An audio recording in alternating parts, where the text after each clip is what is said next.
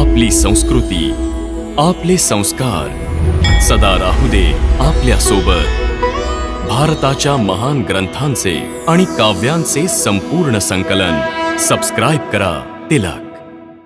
A wide range of LED lights for indoor and outdoor use. GR Lights make India bright.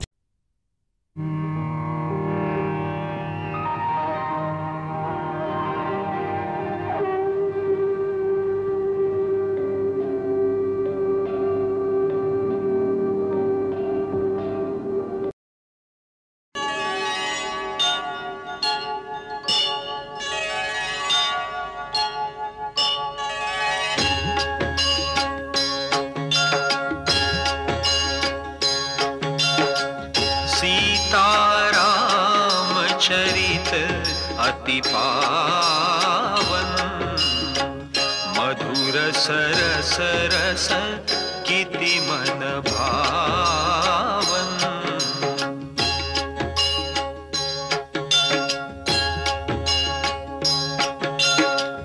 युग युग गीत तयांचे गावे, प्रभु गुण गात मना सुख वावे।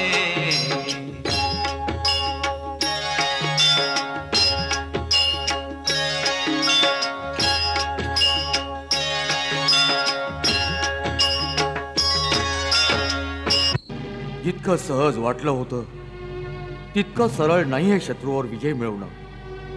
आजोबा, शत्रू प्रबळ आहे। तू स्वतः प्रबळाहून प्रबळतम महाप्रलय आहेस दशानन। तू इंद्राचे वज्र, शिवाचे त्रिशूळ आणि विष्णूच्या सुदर्शन चक्राचा सामना केला आहेस। हीच तर विचार करण्याजोगी गोष्ट आहे आजोबा। त्या वनवासी रामाचा बाण जेव्हा कमानीवर चढतो, जेव्हा चतुर्मुखी ब्रह्मा समान दिसतो आणि जेव्हा बाण सुटतो तेव्हा सहस्त्रमुखी विष्णू सारखा होतो आणि जेव्हा प्रहार करतो तेव्हा रुद्राप्रमाणे प्रलयंकारी होतो। आजोबा, आम्ही इंद्राचे पुलिश, शिवाचे त्रिशूल आणि विष्णूचं सुदर्शन चक्र आमच्याकडे येताना पाहिलं आहे, परंतु त्यांच्या आणि रामाच्या बाणात बराच फरक आहे। रामाच्या बाणांची गती इतकी तीव्र आहे की केव्हा धनुष्य सुटतो आणि केव्हा निशाणावर लागतो देवतांची दृष्टी सुद्धा पकडू शकत नाही। मग या साध्या डोळ्यांना कसं दिसू शकेल? जणू काही तिन्ही लोकांच्या शक्ती त्यांच्यात समावल्या आहेत। आज त्यांना आमच्याशी युद्ध नाही केलं, फक्त आमचा अपमान केला आहे। जसं कोणी लहान मुलाबरोबर खेळ करून त्याला पळवून लावतो। हे तर आणखी चांगले झाले। पहिल्या दिवशीच तुला शत्रूचा अंदाज आला। मला पहिल्या विजयाला अंतिम विजय नको समजूस आणि पराजयाच्या पहिल्या झटक्यास शेवटपर्यंत पराजय नको मानूस। शत्रूच्या बल सामर्थ्याचा अंदाज घेऊन युद्ध कर। त्यासाठी आम्ही आठही दिशांना राक्षस जातींना एकत्र करण्यासाठी दूत पाठवले आहे। आणखी कोठे दूत पाठवण्याची काय आवश्यकता आहे? जेव्हा परम शक्तिशाली तुझा भाऊ कुंभकर्ण तुझ्या घरातच झोपला आहे, हीच वेळ आहे त्याला जागव। वानर सेनेसाठी तो एकटाच पुरेसा आहे, जागव त्याला। आश्चर्याची गोष्ट आहे, आजवर ही गोष्ट माझ्या नजरेत कशी नाही आली? आजोबा, आपण माझ्या समस्येचं समाधान केलं। नायक विरूपाक्ष, जा कुंभकर्णाच्या शयन कक्षात जा, त्याला जागव आणि त्याला लंकेश्वराचा संदेश ऐकव। आज लंकेला कुंभकर्णाची आवश्यकता भासत आहे, जा। जशी आज्ञा महाराज। सीते, सीते, तो दिवस आला आहे मुली, जेव्हा तुझ्या मनमंदिरातील बसलेली मूर्ती तुझ्या समोर प्रत्यक्ष उभी राहील। स्वप्नात स्वप्न केव्हापर्यंत दाखवणार आहेस माते? स्वप्न सत्य होण्याची भूमिका तर युद्धाच्या पहिल्या दिवशीच तयार झाली होती राणी। युद्ध सुरू झालंय? म्हटलं जातं की प्रथम मार देईल तोच वीर। आज तेच सत्य झालं आहे। पहिल्याच दिवशी त्या वानरांना तुच्छ समजणाऱ्या घमंडी राक्षसांच्या वीरांना श्रीरामांच्या सेनेने पराभूत केले आहे। खरंच? याचा प्रभाव पापी रावणावर कधी पडणार? पडलेला आहे.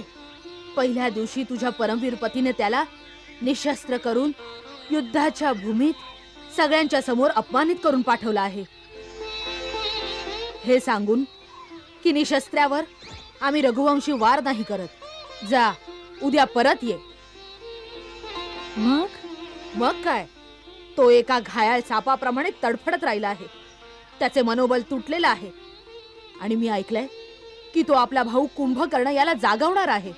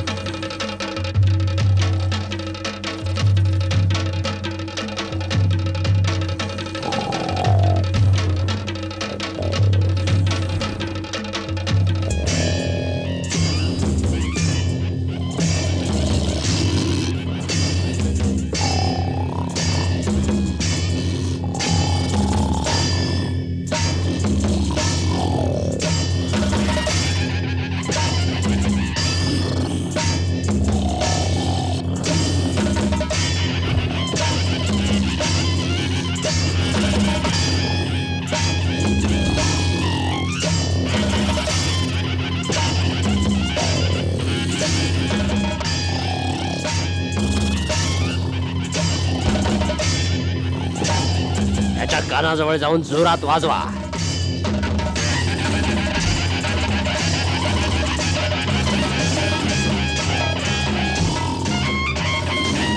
आणखी जोरात.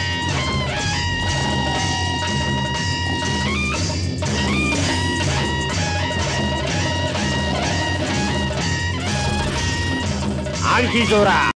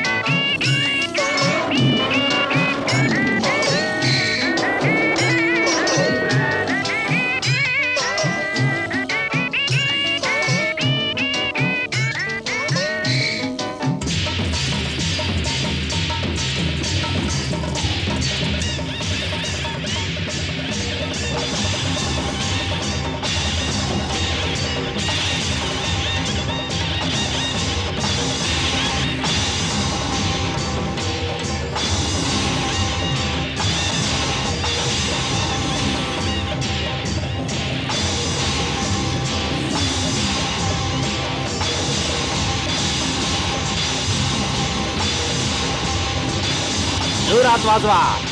आले मारा. नगारे जोरात वाजवा.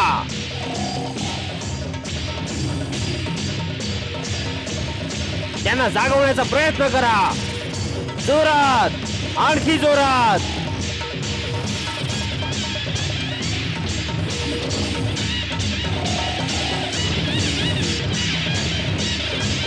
मी तर थकलो.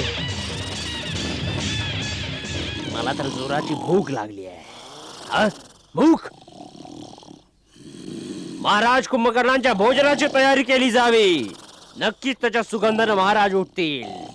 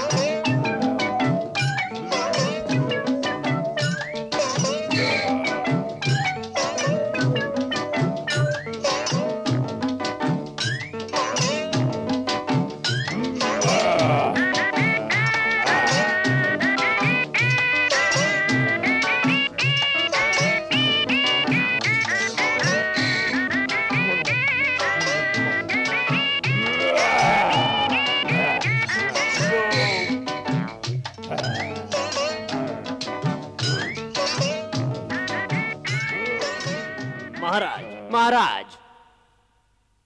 सेनापती विरूपाक्ष, वेळेच्या आधी आम्हाला उठवण्याचे साहस तुम्ही कसे केलेत? लंकाधिपती रावण कुशल तर आहेत? होय छोटे राजे, महाराज रावण सकुशल आपल्या महालात बसलेले आहेत. तर मग काय आहे?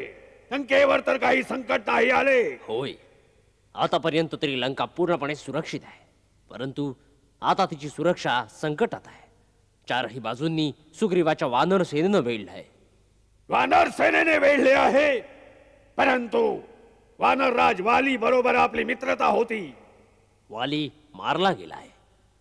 त्याचा छोटा भाऊ सुग्रीव वानर देशात सिंहासनारूढ आहे आणि अयोध्येचे वनवासी राजा रामाच्या सहाय्यासाठी आपल्या वानर सेनेसह लंकेवर हल्ला केलाय. वानरांनी लंकेच्या राजधानीला घेरलंय. परंतु का? अयोध्येच्या रामाला लंकेकडून काय पाहिजे? आपली पत्नी. आपली पत्नी? अर्थात लंकेश्वरांनी त्यांची पत्नी सीतेला पळवून आणलंय. सीतेला पळवून आणले? साक्षात जगदंबेला पळवून आणले? अशी दुर्बुद्धी त्यांच्या मनात कशी उत्पन्न झाली? कोणी त्याला समजावले नाही? होय, आपले छोटे भाऊ विभीषणानं मरलेल्या दरबारात त्यांना ही गोष्ट समजावण्याचं साहस केलं, तर महाराज रावणांनी त्यांना लाथ मारून राज्यातून बाहेर काढलं. काय शत्रू खूप शक्तिशाली आहे? आज रणभूमीत रामानं ना केवळ लंकेश्वरांचा उपहास केला, परंतु घोर अपमान पण केला. निशस्त्र करून हे सांगून सोडून दिलं की जा, आता थकला अशी. मी थकलेल्या निशस्त्र शत्रूवर हल्ला नाही करत. महाराज रावण आपल्या महालात आपली प्रतीक्षा करतायत.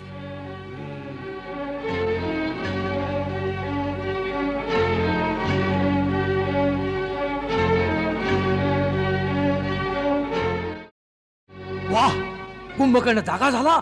होय महाराज, श्रीमान कुंभकर्ण नगरातून येऊन आपल्या दर्शनाला येत आहेत. श्रीमान कुंभकर्णांना पाहून नगरात उत्साहाचं वातावरण पसरलंय. आता चारही बाजूला उत्साह दिसू लागेल. आम्ही विलास भवनाच्या छतावर जातो. वीर वर कुंभकर्णाला तिथंच भेटतो.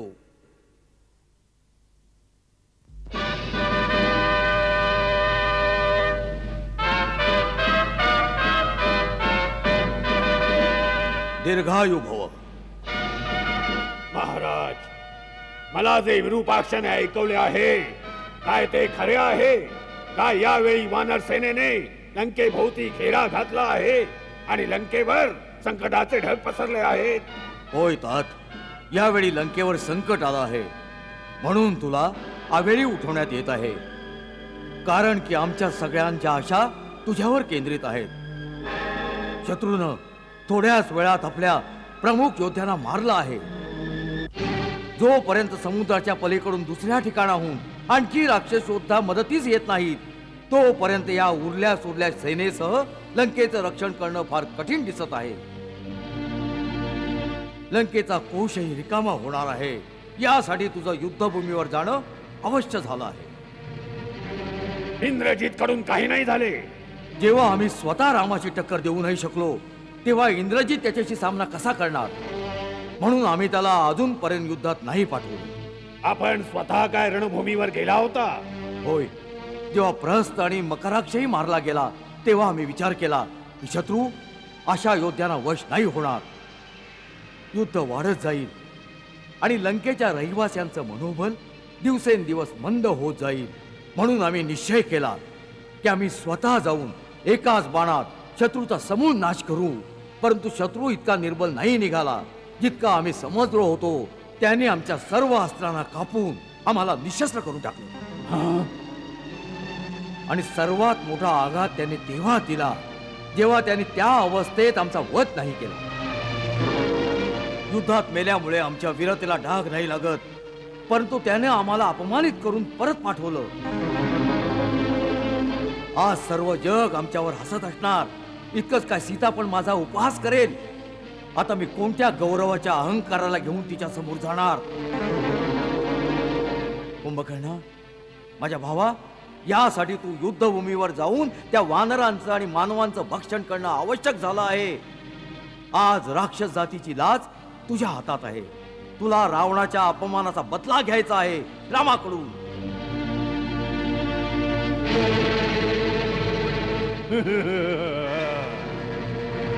तिन्ही लोकांचा विजेता रावण, ज्याच्या पुढे शस्त्रहीन, श्रीहीन आणि मानहीन होऊन राहिला, त्यावर सुद्धा आपण या गोष्टीवर लक्ष नाही दिलं की वास्तवात श्रीराम कोण आहेत. कुंभकर्णा,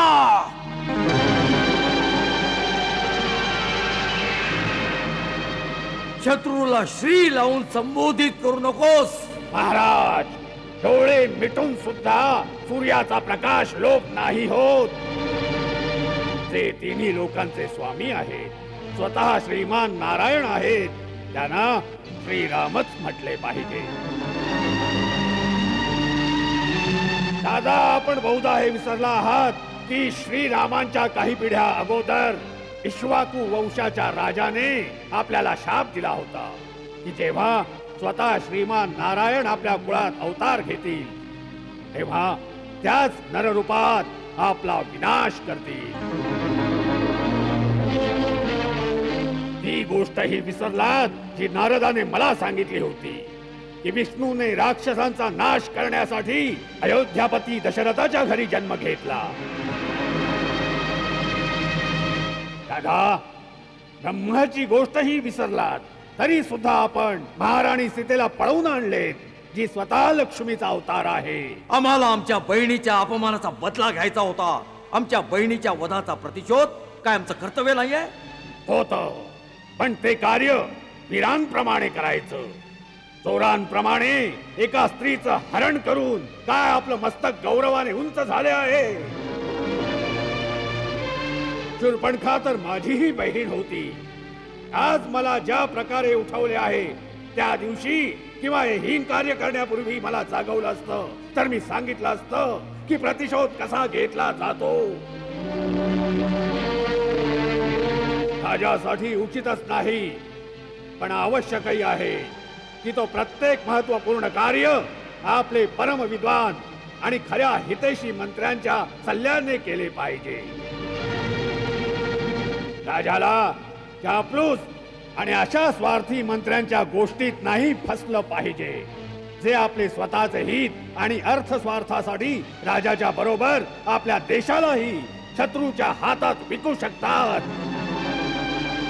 अशाच मंत्र्यांसाठी शास्त्र सांगते की विनाशयंतो भर्तारम सहिताः शत्रुभिर्बुधैः विपरीतानि कृत्यानि कारयन्ति मंत्रिणः तान भर्ता मित्र संकाशान अमित्रान मंत्र निर्णय व्यवहारेण जानियात सचिवानु उपसंहितान.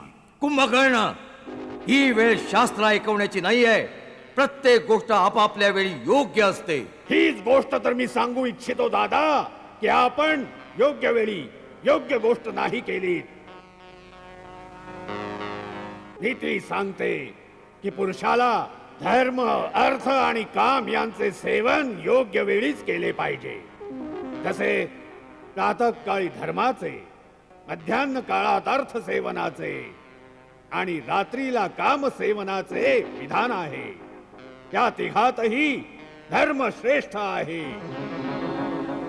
म्हणून जेथे अर्थ आणि कामाचे सेवन धर्माविरुद्ध असेल तेथे त्या दोघांची उपेक्षा करून धर्मानुसारच चालले पाहिजे.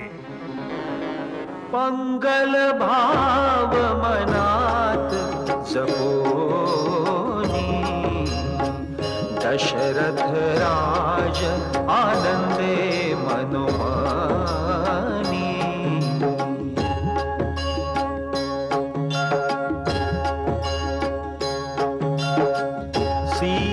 सीताराम चरित अति पावन मधुर सरस रस